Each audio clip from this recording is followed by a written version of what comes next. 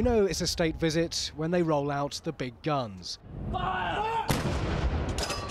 And this one is more important than most. The Queen welcomed President Xi Jinping to the UK, and what could be more British than talking about the weather? Nice day, said the Queen.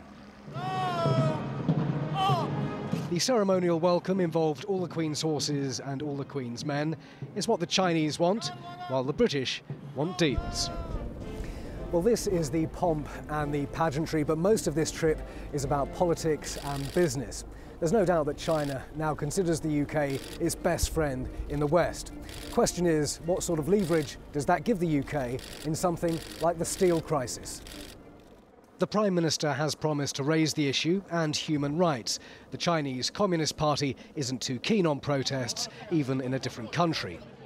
While we filmed the protesters, some government employees were obvious, while others pretended to be well-wishers who, accidentally on purpose, obstructed our camera.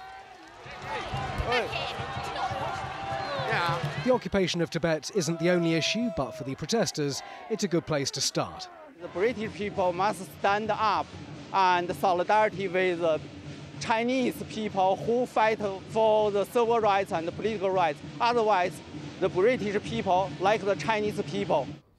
Prince Charles once described the Chinese Communist Party as appalling old waxworks, but he shook the president's hand today and will undoubtedly have raised Tibet in his private meeting after the photo call. President Xi later made a speech in Parliament where he thanked his hosts.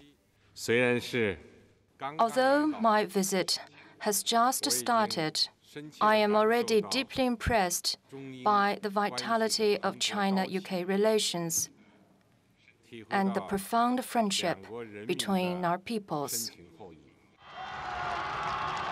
It has been a day of ceremony, and while the Queen wouldn't have dreamt of mentioning it, everyone knows the business of this trip is business.